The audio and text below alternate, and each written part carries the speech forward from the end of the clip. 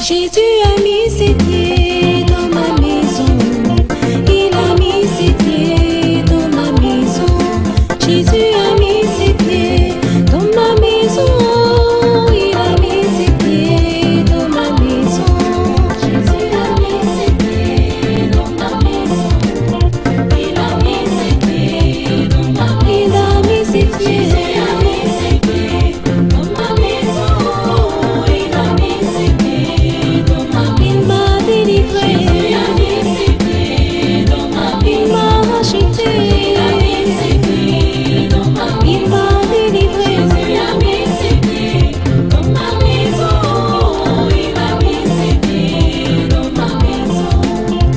J'ai reçu Jésus dans ma maison. J'ai reçu la paix, l'amour et le bonheur.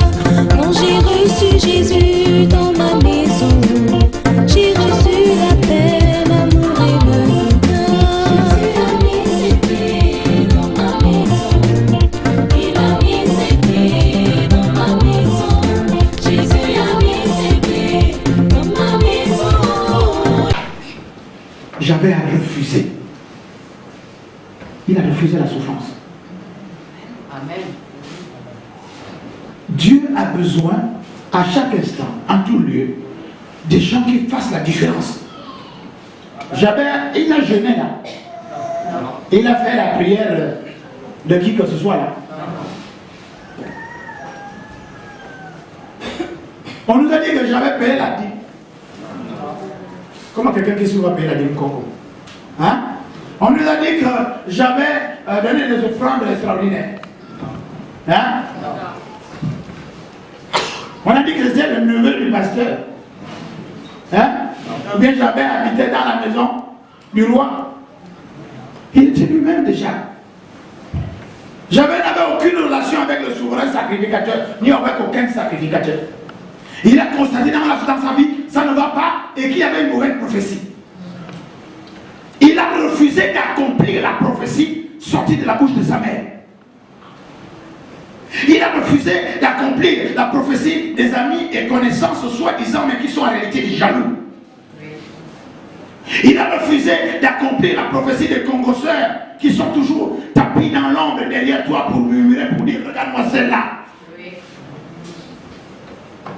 Il a refusé d'accomplir la prophétie qui dit qu'il n'y a personne dans sa lignée qui réussisse et qui gagne le bac ou je ne sais pas trop quoi. Il n'y a personne dans sa famille qui puisse se marier correctement. Il n'y a personne dans sa famille qui puisse acheter un terrain et construire une maison. Il a refusé ça. Il a dit non, le salut ne me viendra jamais des êtres humains, mais le salut me viendra de l'Éternel. Et regardez la forme de prière. Attends. Est-ce que quelqu'un d'entre nous peut prier comme ça? Il a dit, si tu me bénis, on peut voir ça par double point de vue. N'est-ce pas, non? Ok? Ok? Ha. Alléluia. Ça veut dire simplement, il y a des prières où dans lesquelles on doit défier Dieu. Boumba, boumba. Si tu es capable de dire comme tu dis là, que tu es bon, si tu me fais une porte avec des vitres, avec du bois, avec du chewing-gum, avec de la colle, et là-dedans encore tu mets des biscuits, je dirais que tu es bon. Tu dis que tu es béni, non. Mets-moi les panneaux en biscuits si tu es bon. Dieu aime les défis. Au lieu de pleurnicher, ce défi nous l'avons retrouvé également chez Jacob. Quand il est en train de fuir son frère, il pose la tête, il dit ah, sur la pierre, et puis Dieu se réveille, ah mon Dieu. Il dit si toi, tu me bénis, et que tu étends mes limites, et que tu, non, mais d'abord, si tu me bénis, comme tu as l'habitude de dire, tu es le Dieu tout-puissant là, et que tu étends de mes limites. Alléluia. Amen. Qui a déjà prié comme ça? Seigneur, depuis que je suis en Christ, si tu me bénis, alléluia.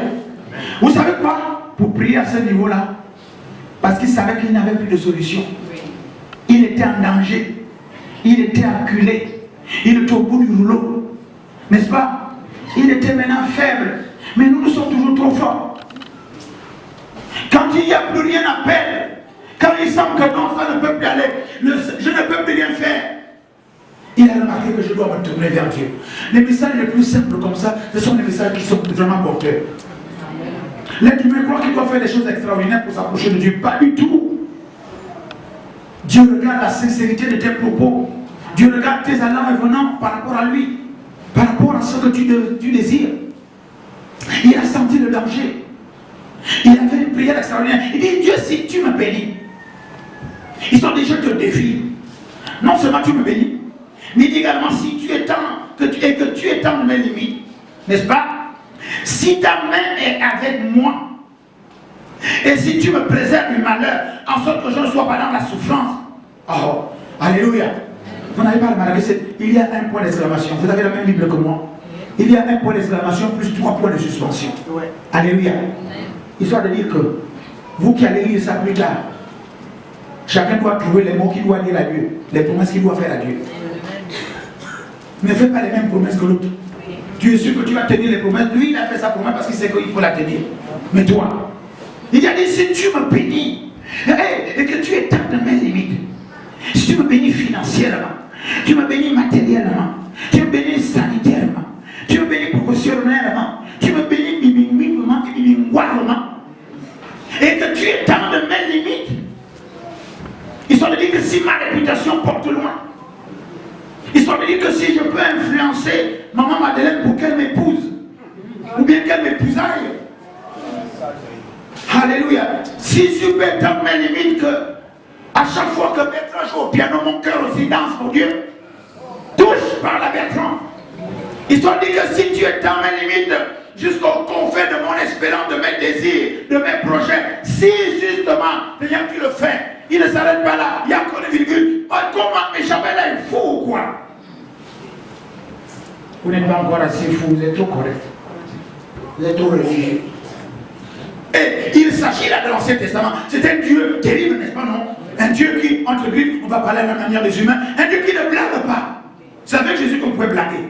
Mais le Dieu là, il m'a dit, si tu m'as béni, toi Dieu, oui, Dieu a besoin des gens qui sortent du lot, qui prient différemment, qui parlent différemment, qui le rencontrent différemment, qui lui proposent une alliance, il cherche une alliance. Si tu me bénis, pour un point de suspension, histoire de dire, chacun doit prolonger, chacun doit s'exclamer et dire, Seigneur, si tu me bénis ce matin, Seigneur, si tu me bénis dans ma vie, si tu bénis mes enfants, si tu me donnes une ouverture, si mon projet aboutit, voici ce que je vais faire. Alléluia. Là, le pasteur ne vous demande pas une offrande. C'est toi-même de parler. Et comme Dieu connaît ton cœur, ils sont les cœurs des reins, non? Vous ne parlez plus? Oui. Ok, d'abord, ramenons ça. Mesdames et messieurs, on va ramener ça, bien aimé, sur la terre. Dieu, n'est-ce pas? Jésus est l'époux, n'est-ce pas? L'église et la femme. Oui. Ramenons ça, mano à mano, l'homme et la femme.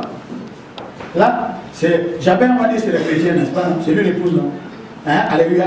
Mais maman, quand vous menacez papa, comment vous faites? Je te dis que si tu ne règles pas, si tu n'arrêtes pas ce que tu fais, tu vas voir ce que je vais te faire. Ah, vous voyez, les mamans réagissent, non? Les papas aussi, n'est-ce pas, non? Maintenant, cette condition-là, c'est dans la Bible, c'est Jabez, l'épouse, là, n'est-ce pas, qui menace. Alléluia. Je parle aux jeunes filles, à nos filles qui sont déjà au courant. Je parle aux mamans qui sont mariées ou pas du tout. N'est-ce pas? Quand tu dis non, ça ne va pas dans cette maison. Depuis que je t'ai demandé d'arrêter cette relation, je t'ai demandé d'arrêter cette façon de faire. Je te dis que si tu n'arrêtes pas ça, n'est-ce pas, non? Pour prendre les subventions. Ou bien si tu arrêtes ça, toi-même tu sais quand je suis généreuse. Alléluia. Ou bien si tu n'arrêtes pas ça, je m'en vais chez mon père. Je dis je m'en vais chez ma mère. Je m'en vais chez moi. Alléluia. Alléluia. Amen. J'espère que vous êtes en Christ Jésus. Une femme, si tu as des problèmes avec ton mari, ce n'est pas la peine de me menacer que tu vas aller chez toi. Si tu veux toucher tes parents, lui aussi il a des parents. Les chrétiens, on ne fait pas ça. Hein? Alléluia.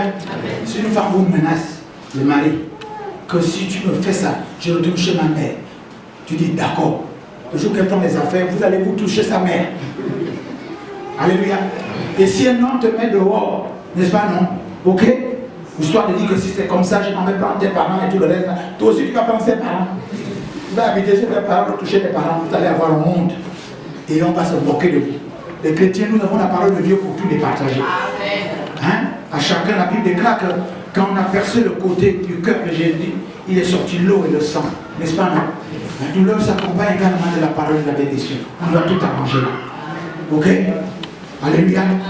Oh, à chaque situation, Dieu teste chacun d'entre nous. N'est-ce pas? Parce que nous pouvons être convertis, mais sans être brisés. Hein? Il faut accepter le brisement. Et le brisement est douloureux. Alléluia. Nous sommes rendus à Jésus. Le brisement ne peut pas aller au brisement des ossements. Parce que les ossements de Jésus n'ont pas été brisés. Alléluia. Amen. Dieu dit que je ne vous laisserai pas souffrir au-delà de ce que vous pouvez supporter.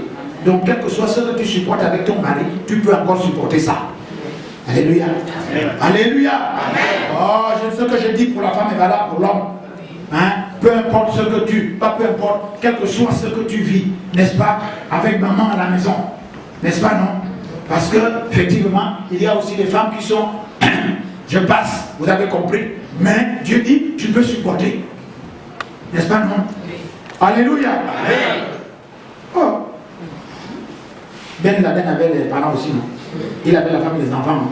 Mais pourtant c'était Ben Laden. Hein? Saddam Hussein a été marié, non? Il avait les enfants aussi, il avait ses enfants. N'est-ce pas, non? Alors quoi? Tout le monde a son côté sensible et humain. Alléluia. La Bible déclare que non seulement Javé, il dit ceci, il dit, écoutez, si jamais, si tu me bénis, et quand nous regardons ça, il n'a pas donné les délais. Ok? Il dit, si tu es tendre, il n'a pas donné aussi les délais. Il dit, si tu me préserves également, de telle manière que je ne souffre pas. 3 points de suspension. Ce matin, c'est le travail que nous allons faire. Chacun ce qui le concerne. Seigneur, si tu me donnes seulement 3 enfants, amen. Seigneur, donne-moi une équipe de football, les enfants, 11, 10, plus une gardienne de but. Donne-moi 5 enfants, une équipe de basket au complet avec les coachs. Seigneur, si tu fais en sorte que je puisse réellement réussir dans mon foyer, si je puisse réellement faire en sorte que mes enfants, je puisse voir comment mes enfants vont se marier, ça c'est moi, c'est pas vous. Comme j'ai des filles, je veux pouvoir les voir mariées. Ces filles-là qui sont terribles là, avec des mauvais caractères, Seigneur, si tu pouvais casser leur caractère pour que les caractères ne plus les grosses dames là, pour qu'ils puissent se marier. Si tu me fais ça, Seigneur. Ah, si tu me fais ça, je ne vous dirai pas ça, c'est moi. Alléluia. Oh Seigneur, si dans cette église, tous pouvaient se convertir et être acceptés le brisement pour faire l'œuvre de Dieu, parce que Dieu a dit, il n'y a personne sur cette terre et qui, ayant tout abandonné pour moi et la parole de Dieu, ne reçoivent maintenant et à l'avenir au centuple les bénédictions au centuple. S'il pouvait, Seigneur, si quelqu'un pouvait comprendre ça dans cette église, que Dieu a décidé de nous bénir au centuple, mais avec quoi? Des persécutions. Donc la persécution est une bénédiction. Amen. Si tu n'es pas persécuté, c'est que tu n'es pas important. Si tu n'es pas bousculé, c'est que tu n'es pas important. Alléluia. Si donc tout ce que tu fais, c'est facile, c'est que tu vas buter devant.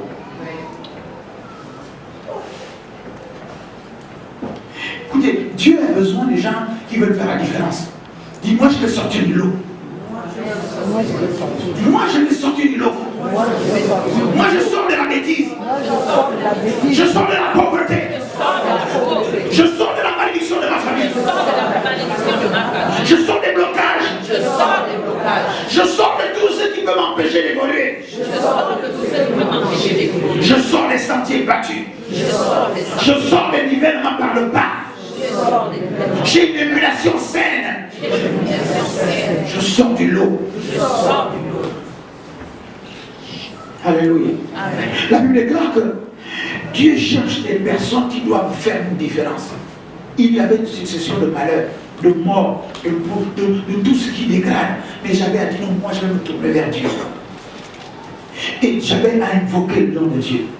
Ce matin, est-ce que quelqu'un peut effectivement dire, mais Seigneur, je ne veux pas de ça.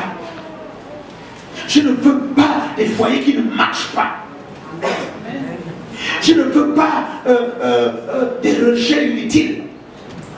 Je ne veux pas des calomnies inutiles. Je ne fais pas partie des gens qui calomnient. Amen. Je ne fais pas partie des gens qui volent. Amen. Dans mon environnement, dans mon milieu, dans ma famille, tout le monde est adonné à ça, sauf moi. La Bible dit, une prière aussi simple et sincère, aussi puissante. La Bible déclare que Dieu lui accorda tout ce qu'il a demandé. Amen. Wow. Vous êtes prêts? Quand quelqu'un dit à quelqu'un d'autre, si tu es capable, mais si tu m'as fait telle chose, n'est-ce pas, non? Alléluia. Est-ce que vous êtes prêts? Dieu est un Dieu d'affaires. Dieu est un Dieu du troc. Vous êtes prêts? On va utiliser un terme international dans le moment. Dieu dans notre commerce équitable. Nous ne savons pas ce que j'avais lui promis.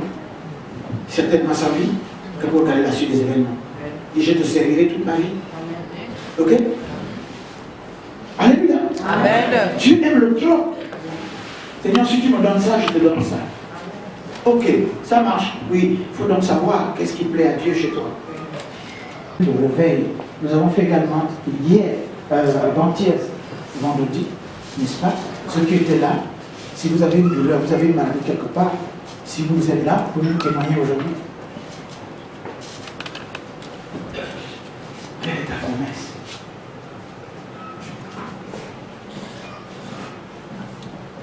Je te servirai parce que je t'aime. Tu m'as donné la vie. Je n'étais rien. Quand tu m'as trouvé, j'ai fini. Tu m'as donné la vie, mon cœur brisé, ma vie gardée. C'est pourquoi tu mourus sur le calvaire, mon temps touché. C'est ce que je désire. Si tu me touches ce matin, tu m'as donné la joie. Je te servirai. Si tu fais que je me marie, tu m'as donné la vie. Personne ne me draguait, sinon n'importe qui. Maintenant tu m'appelles connecté. Tu m'as donné le mariage, mon cœur brisé, à cause de tous ces dragueurs fous. Tu m'as donné le repos. Je te servirai. Je fais les enfants debout, debout, debout. Maintenant, j'ai besoin de m'asseoir. Mon cœur brisé, parce que je l'ai tellement éparpillé devant toutes les femmes qui étaient devant moi. Maintenant, je vais me marier avec mon mari. S'il y a quelqu'un qui veut épouser ma fille, regardez ce bijou. Habillé à tous les PD et tous les 10 ans là, avec les pantalons sautés. Vous l'épouserez pas. Hein, ma fille, hein? Ce n'est pas une injure, une intention, mais simplement dire que le Père veut ce qu'il a de bon. Je ne suis pas contre. Non, je les aime. Mais Dieu est clair dans le livre, le premier livre des Romains. Ceux qui commettent homme avec homme, ce qu'il ne faut pas dire, c'est une abomination. Les femmes avec les femmes, dans le jet 7, 8, 9, 10, quel que soit votre jet, vous êtes dans l'abomination. Je suis un PM dans l'éternel, je retiens le bon Dieu. Vais-je devenir votre ennemi parce que je vous dis la vérité? Par conséquent, il ne peut pas avoir ma fille.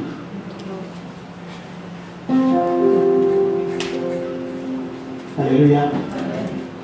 Si tu es là, lève-toi doucement. L'affaire est dangereuse.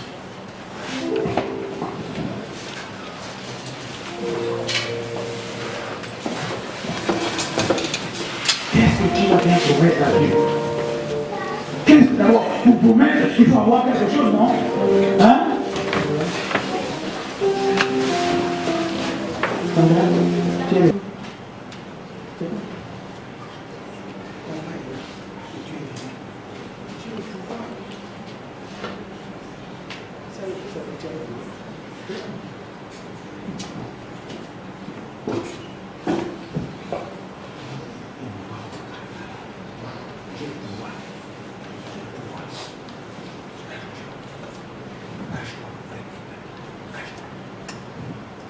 Fais la promesse.